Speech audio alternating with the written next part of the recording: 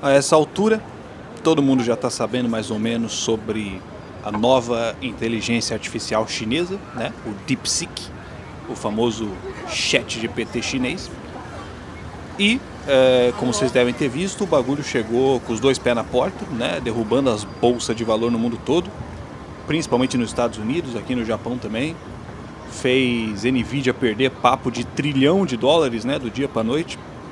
Tudo especulação, lógico, né? A Nvidia nem tem esse valor real, mas não deixa de ser um baque, né? E eu, como entusiasta cyberpunk que vivo aqui na Ásia e me interesso tanto pelas questões tecnológicas quanto pelos desdobramentos sociais envolvidos neste processo, não poderia deixar de comentar, não é mesmo? Inclusive, o meu livro de ficção científica, Mihaio, que está disponível só em e-book no momento lá na Amazon, né? Ele trata de duas grandes inteligências artificiais, uma ocidental e outra do Oriente. Teve gente que me mandou mensagem, inclusive, dizendo que logo mais o livro já vai deixar de ser ficção científica, né? Do jeito que as coisas estão caminhando. E, falando em caminhar, enquanto isso, a gente vai andando aqui por Hong Kong, na região de Central, provavelmente a minha região preferida de Hong Kong, que na minha opinião ainda é a cidade mais cyberpunk do mundo, mais do que Chongqing, pelo menos por enquanto, tá? Mas enfim, o que de fato está acontecendo e por que este alvoroço em torno da DeepSeek, a nova IA chinesa? Bom, a pesquisa e o desenvolvimento, né, em cima das IAs é assim, de longe, a principal fronteira tecnológica que a gente tem atualmente, né? Ninguém tem dúvida disso. As IAs já estão aí presentes em tudo que a gente faz no nosso dia a dia, né? Nos celulares, nas placas de vídeo dos computadores, nos atendimentos ao cliente. E o potencial para descobertas de novos usos é mais do que evidente, né? E por isso que justamente tem tanta especulação em cima do bagulho, porque é de longe o mercado que tem mais potencial de crescimento, de inovação, né? Tanto que agora, com a posse do Trump, já teve todo aquele alvoroço, né, de um pacote de $500 bilhões de investimento na pesquisa de IA, para a felicidade dos bilionários do Vale do Silício, que alguns ficaram tão animados que até deixaram escapar tua saudação nazista na posse do cara, né, como a gente viu aí. E, ao mesmo tempo, a gente já sabe, desde o governo do Biden, dos embargos, né, que os Estados Unidos aplicou na China, que é a principal concorrente, a única, na verdade, né, que poderia oferecer algum perigo real ao monopólio estadunidense na produção das inteligências artificiais. Então, todas as grandes empresas de chips do mundo estão embargadas desde, não lembro se foi ano passado ou se foi 2023, de comercializar com a China. Para que a China não tenha capacidade técnica, né, de competir na produção de inteligências artificiais avançadas com as empresas do Vale do Silício. Nesse momento, né, mesmo com os embargos, qual que era o medo dos Estados Unidos? Que com o tempo a China conseguisse começar a produzir os próprios chips lá dentro da China mesmo. Ironicamente, só abrindo um parênteses, né, a principal fábrica de chips do mundo fica em Taiwan, que tanto a China quanto os Estados Unidos concordam que faz parte da China, né? Mas, ignorando isso, já que os Estados Unidos têm muito mais influência sobre Taiwan do que a própria China, todos os chips produzidos em Taiwan vão parar lá no Vale do Silício, né, para alimentar os ChatGPT da vida. Então, o medo dos Estados Unidos era que a China conseguisse montar suas próprias fábricas de chip lá na China continental, né, lá em Shenzhen, aqui pertinho de Hong Kong, inclusive. E, para evitar isso, os Estados Unidos, além dos chips em si, né, também embargou o comércio de máquinas e de peças que pudessem ser usadas para montar as máquinas que fazem os chips, né? E também impôs restrições até nos engenheiros americanos que trabalham lá na China, para que eles não ajudassem a desenvolver os semicondutores lá na China continental. Este é o nível do medo do paizão da liberdade. E é um medo justificado, né? Porque a China já fez isso antes.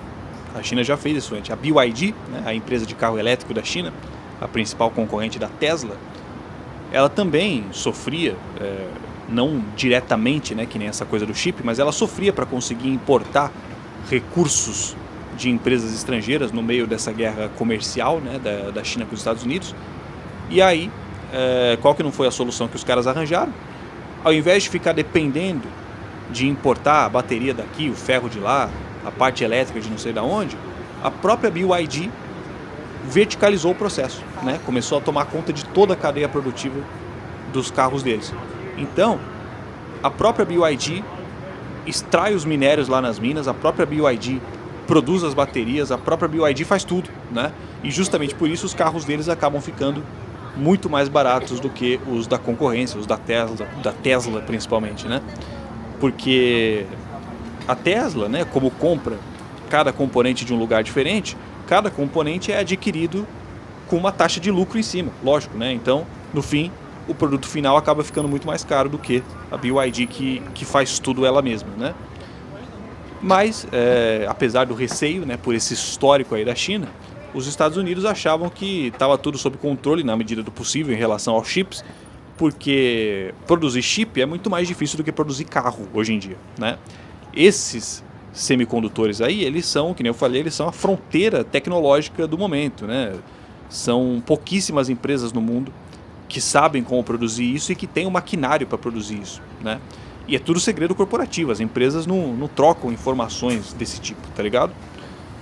Então, o laranja do Trump estava razoavelmente confortável, né? Estava recebendo investimento de tudo quanto é lugar, porque aparentemente ninguém no mundo teria a capacidade produtiva de competir com as Big Techs do Vale do Silício no desenvolvimento das inteligências artificiais avançadas.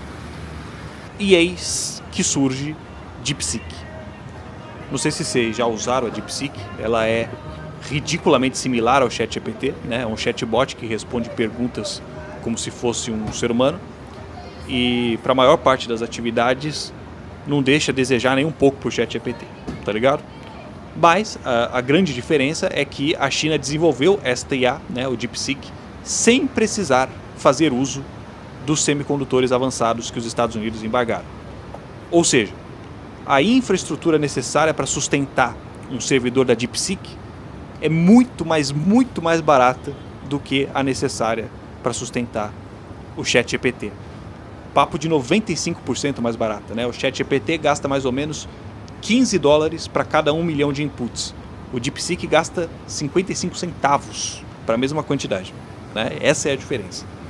Ou seja, ao invés de ficar tentando desenvolver os próprios chips, que nem os Estados Unidos temia, a China desenvolveu um código novo que alcança os mesmos resultados sem precisar de um processamento tão avançado. Tá ligado?